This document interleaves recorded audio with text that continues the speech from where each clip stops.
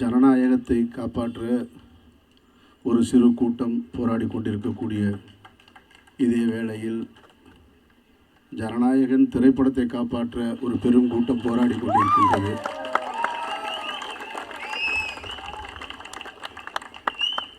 அந்த கூட்டம் இதைவிட பெரிய கூட்டமாக இருக்கலாம். ஆனால் இந்த கூட்டம் அவர்களை விட அறிவார்ந்த கூட்டம் என்பதை அவர்களுக்கு நான் சொல்லிக் கொள்கிறேன்.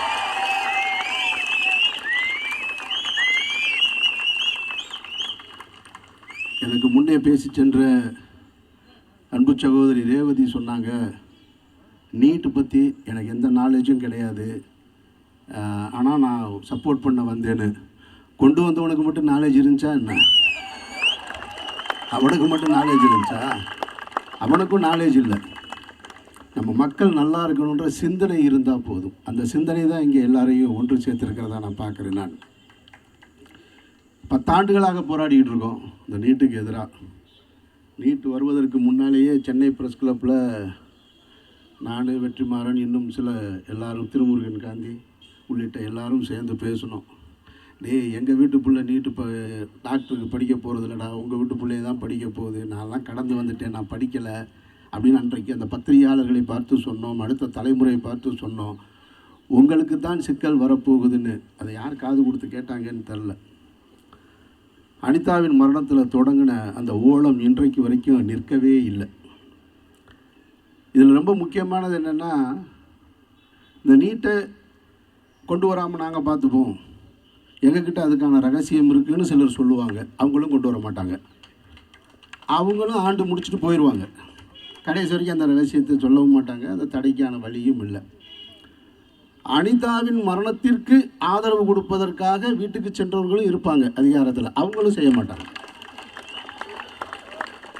இது ரொம்ப முக்கியமாக கவனிக்கணும். நீங்கள் இந்த ஆட்சியாளர்கள் இந்த நீட்டுக்கு எதிராக ஒரு நிலையை கொண்டு வருவாங்க அப்படின்னு நம்பிக்கிட்டு இருக்கிறது அது ஒரு ஏமாற்று வேலை. அது எந்த அரசும் செய்யாது, எந்த கட்சியும் செய்யாதுன்றதில் நான் ஆழமாக நம்புகிறேன். நான் இவர்கள் உண்மையிலேயே நீட்டுக்கு எதிரான போராட்டம், இன்றைக்கு டெல்லியில் போராடி கொண்டிருக்கக்கூடிய மாணவர்களுக்கு ஆதரவாக நிற்கணும்னு நினச்சா, தமிழ்நாட்டில் அதிகாரத்துக்கு வரணும்னு நினச்சிக்கிட்டு இருக்கிற கட்சியும் வந்த கட்சியும் அத்தனை பேரும் ஒன்று சேர்ந்தால் முடியும். ஆனால் அவங்க செய்ய மாட்டாங்க. நீங்கள் அவங்கள பூரா ஒவ்வொரு கட்சிக்காரனும் இப்போ கேட்டிங்கன்னா அவங்க சொல்லுவாங்க, எங்கள் கட்சியில் 1.5 கோடி தொண்டன் இருக்கான், எங்கள் கட்சியில் 2 கோடி தொண்டன் இருக்கான், எங்ககிட்ட வாக்கு 1.5 கோடி 1.25 கோடி வாக்கு இருக்குது, எங்ககிட்ட 50 லட்சம் வாக்கு இருக்குது, நாங்கள் 80 லட்சம் வாக்கு வாங்கியிருக்கோம். எங்கே உங்கள் உறுப்பினர்கள்லாம் போனாங்க? அப்போ நீங்கள் சொன்னால் கேட்பாங்கல்ல, அவங்க சொல்ல மாட்டாங்க. அவங்களுக்கு அரசியல் என்பது பிழைப்புவாதம். அதனால் அவங்க அதை தொடர்ச்சியாக செஞ்சுக்கிட்டே இருப்பாங்க அவங்க. ஆனால் இந்த அதிகாரத்தை எதிர்த்து ஒவ்வொரு முறையும் நின்று கொண்டிருப்பது உங்களை போன்ற நம்பிக்கை கொண்ட கூட்டம் மட்டும்தான். இந்த கூட்டம்தான் அவர்களை ஏற்றுக்கிட்டே இருக்கும். முன்னால் நான் வந்த பொழுது பேசி கொண்டிருந்த சகோதரர் ஜேம்ஸ் வசந்தன் சொன்னார், தமிழ்நாடு எப்போதுமே சிந்திக்கிற ஒரு கூட்டம்னு. அந்த பேரெல்லாம் போயிருச்சு, எங்களுக்கு வெளியே சொல்ல முடியலப்பா. இன்னமும் சொல்லி எங்கள் மூளையை நீங்கள் அப்படியே அதை மசாஜ் பண்ணிக்கிட்டே இருக்காதீங்க. அந்த கூட்டம்லாம் இல்லை, அது வேறு பக்கம் நிற்கிது. அப்படி போய் திரும்பி போனீங்கன்னா ஒரு தேட்டர் இருக்கும், அங்கே நிற்கிது, இங்கே இல்லை. அதெல்லாம் இருந்தது. அந்த கூட்டத்தை ஒருத்தர் எடுத்துகிட்டு போயிட்டார். இது அப்படி தான் மூளைச்செலவை செஞ்சுக்கிட்டே இருப்பாங்க. ஒன்று மதத்தை சொல்லி இழுத்துட்டு போவான், இல்லை சாதியை சொல்லி இழுத்துட்டு போவான், இல்லை வேறு ஏதோ ஒரு கவர்ச்சியின் மூலமாக இழுத்துட்டு போயிடுவான். அப்புறம் இன்னும் சொல்லும்போது சொன்னார், ஜேம்ஸ் வசந்தன் சொன்னார்,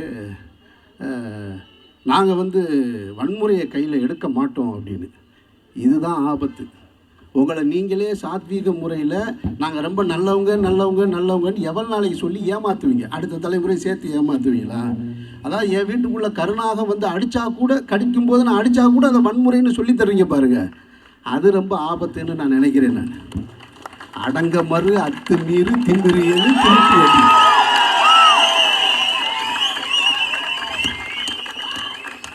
நாங்கள் ரொம்ப நல்லவங்க.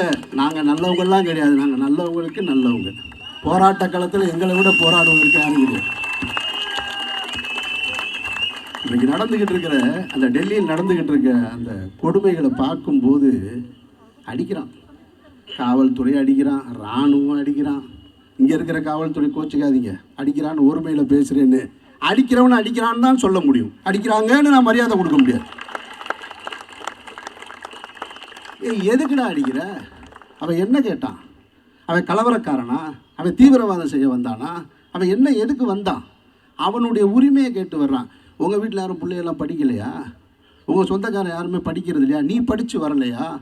இன்றைக்கு அடித்து கொண்டிருக்கிற அந்த காவலர்களும் துணை இராணுவமும் உனக்கு ஒரு எக்ஸாம் வச்சுருப்பாங்கல்ல. நீ ஒரு எக்ஸாம் வச்சு தான் எழுதிட்டு வந்த இந்த இடத்துக்கு. உன்னோட எக்ஸாம் பேப்பர் லீக் ஆகிருந்தா அதில் வேற ஒருத்தன் வந்திருந்தா உனக்கு எவ்வளோ வலிச்சிருக்கும்? அந்த வலி தானே அவனுக்கு இருக்குது. அந்த வலியை உணர மாட்டீங்களா? உங்களுடைய அதிகாரிகள் உங்களை அடிக்க சொன்னாங்கன்னா அடிக்கணுமா? உங்கள் வீட்டுக்குள்ளே உங்கள் பேச்சு கேட்கல அப்படின்னா அடிப்பீங்க. கம்பு கொண்டு இப்படி அடிப்பீங்க, அடிக்க மாட்டீங்கல்ல. அப்போ யார் பெற்ற பிள்ளையோ நினச்சி அடிக்கிறிய? உன் பிள்ளை இன்னொரு இடத்துல இருக்கு, அதை பற்றி கொஞ்சமாவது யோசிக்க வேணாமா? எதுக்கு அடிக்கிற? ரத்தம் வர்ற அளவுக்கு அடிக்கிற? கேவலமாக நடந்துக்கிறீங்க. ஒரு பெண் போகிறாங்க, அந்த பெண்ணோட பின்பகுதியில் லத்தியை வச்சு ஒருத்தர் குத்துறான். இவங்க தான் பாரத மாதா பற்றி நமக்கு பாடம் எடுத்துக்கிட்டே இருப்பாங்க. இவங்க தான் பாடம் எடுப்பாங்க. இதில் ரொம்ப முக்கியமான இன்னொன்று கவனிச்சிங்கன்னா தெரியும் உங்களுக்கு. அடிக்கிறவரும் இந்து, அடி வாங்குறவனும் இந்து. இப்போ அவனுக்கு அது தெரியாது. இப்போ சொல்ல மாட்டான் நாமெல்லாம் ஒரே இந்துன்னு. இப்போ பேசவே மாட்டான். ஒன்றை மட்டும் புரிந்து கொள்ளுங்கள் சகோதர சகோதரிகளே, இங்கே இருக்கக்கூடிய கட்சிகள் நம்மளை காப்பாற்றும் அப்படின்னு நினைக்கிறதே அது ஒரு ஏமாற்று வேலை. டெல்லியில் போராடிட்டு இருக்காரு ராகுல் காந்தி, போராடுறாரு. ராகுல் காந்தி மேலாம் எனக்கு ஒரு பெரிய நம்பிக்கை இருந்தது. சரி, வருங்கால இந்தியாவை வளமாக நடத்திட்டு போவார் அப்படின்னு ஒரு நம்பிக்கை இருந்தது. ஆனால் சமீப காலமாக அவருடைய நடவடிக்கைகளை பார்க்கும் பொழுது அந்த நம்பிக்கையும் தூத்து போச்சு. அவர் நேற்று போராடுறாரு. அதுக்காக அவருடைய போராட்டத்தை நான் கொச்சப்படுத்த விரும்பலை, அவருடைய எதிர்ப்பு உணர்வை நான் கேவலப்படுத்த விரும்பலை. நேற்று போராடுறாரு, அவரையே மூக்கில் குத்துறா, ரத்தம் வருது. ஆனால் அந்த கட்சி ஆட்சியில் இருக்க கேரளாவில் அங்கேயும் மாணவர் போராடக்கூடாதுன்றான். என்னடா உங்கள் அரசியல்? என்ன உங்கள் அரசியல்? போராட்டம் நடந்தால் போராட்டக்காரனுக்கு பாதுகாப்பு கொடு. அவன் கம்பு எடுத்துகிட்டு வரல, கத்தி எடுத்துகிட்டு வரல, கல் எடுத்துகிட்டு வரல, குண்டு எடுத்துகிட்டு வரல. நீங்கள் நல்லா கவனித்து பாருங்கள். போராடுற ஒவ்வொரு காலகட்டத்திலையும் போராடுபவர்கள் எந்த ஆயுதம் இல்லாமல் நிராயுதமாக நிற்பாங்க. அவங்கள தடுக்க வர்றேன்னு சொல்கிற காவல்துறையும் இராணுவம் தான் தலைக்கவசம் போட்டிருப்பான், முன்னாடி ஒரு கம்பு வச்சுருப்பான், லத்தி வச்சுருப்பான், துப்பாக்கி வச்சுருப்பான், அந்த கண்ணீர் புகை குண்டு வச்சுருப்பான். இப்போ யார் கலவரம் பண்ண வந்ததுங்க? அவன் கலவரம் பண்ண வந்தால் இதெல்லாம் அவன்ல எடுத்துகிட்டு வந்திருப்பான். இவங்க எல்லாத்தையும் வச்சுக்கிட்டு அவனை அடின்னு அடிச்சுக்கிட்டு அவன் போராட்டக்காரன், அவன் கலவரத்தை தூண்டுனான்னு இப்படி கட்டமைச்சுக்கிட்டே இருப்பாங்க. இது அதிகார வர்க்கத்துடைய இது ஒரு செயல்முறை. இது அதனால் இந்த நாட்டை பொறுத்த மட்டும் எந்த கட்சியும், நான் எந்த கட்சிக்கும் ஆதரவும் கிடையாது. நான் இங்கே பேசும்போது இப்போ ஒரு விஷயத்த சொன்னவொடனே, ஜனநாயகம்னு சொன்னவொடனே என்ன சொல்லுவாங்கன்னா, அந்த ஊடகங்கள் இருக்காங்க, அவங்களுக்கு வந்து அவங்க ஓனர் என்ன சொல்கிறாங்களோ அதை தான் போடணும், அதுதான் தலைப்பு செய்தி. நாயா கத்துனாலும், நீங்கள் நானும் நாயா கத்துனாலும் இன்றைக்கி இந்த போராட்டம் வராது. நாளை காலையில் பாருங்கள், ஃபர்ஸ்ட் டே கலெக்ஷன் எவ்வளோன்னு சொல்லி அத்தனை ஊடகங்கள் போட்டுக்கிட்டே இருப்பான். இது அவங்க பிள்ளைகளுக்கு அவங்க செய்கிற துரோகம்ன்றதே தெரியாமல் செய்வாங்க. அப்படி தெரியாமல் செய்வாங்க. எனக்கு அதிகாரி சொல்கிறான், என் ஓனர் சொல்கிறான், என்னுடைய மேலதிகாரி சொல்கிறான். நீங்கள் எப்போ சிந்திப்பீங்க? நீங்கள் எப்போ சிந்திப்பீங்க? யாருக்காக போகிறாங்க? இங்கே இருக்க யாராவது நீட் எழுத போகிறாங்களா? இனிமேல் மன்சூர் அலிகான் நீட் எழுதி டாக்டராக போகிறாரா? யார் எழுத போகிறா? உங்கள் பிள்ளைய எழுத போகுது. அது நீங்கள் யோசிக்கணும். நீங்கள் காவல்துறை நண்பர்களுக்கு சொல்கிறேன், எனக்கு மூத்தவங்க இருப்பீங்க, என் வயதை ஒத்தவங்க இருப்பீங்க. இங்கேயே நாளைக்கு ஒரு போராட்டம், ஒரு வலுப்பு இருக்கிற சூழல் வந்தால் உங்களை அதிகாரியில் அடிக்க சொன்னால் அடிக்காதீங்க.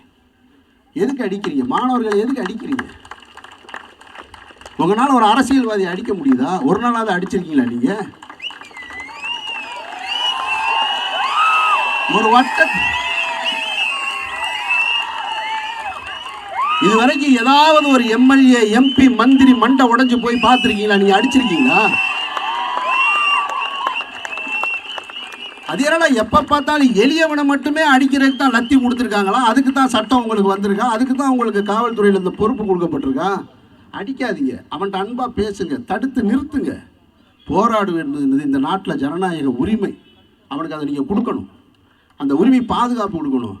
மத விழாக்கள் நடந்தால் பாதுகாப்பு கொடுக்குற, சாமி ஊர்வலம் போனால் கொடுக்குற, சாதி ஊர்வலம் போனால் கொடுக்குற, போராட்டம் நடத்துகிறவனுக்கு பாதுகாப்பு கொடுக்க வேண்டியது கடமை.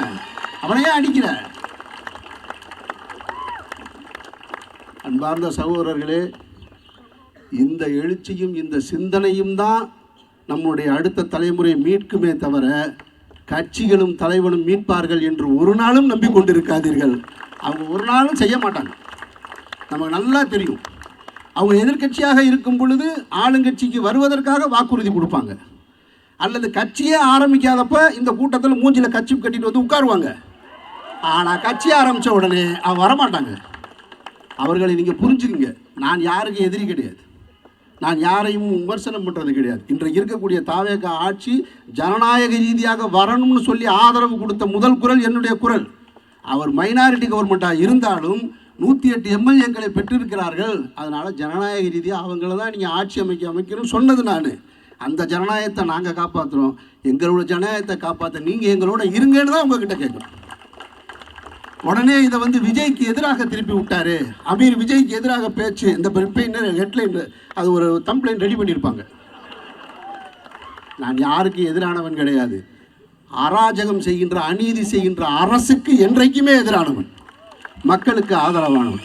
அந்த அடிப்படையில் தான் அந்த கூட்டத்தில் கலந்துருக்கு. வாழ்த்துக்கள். இதை நடத்தின அத்தனை சகோதரர்களுக்கும் ஜெய் பீம், அல்லாஹு அக்பர். ஜெய் பீம், அல்லாஹு அக்பர். ரொம்ப அழகாக சொல்லிட்டார். அரசு என்பது மக்களுக்கு சேவை நிகழ்த்தக்கூடிய ஒரு அமைப்பு அல்ல, அது மக்களை ஒடுக்குகின்ற கருவின்னு சொல்லிட்டாரு. தோழருக்கு நன்றி.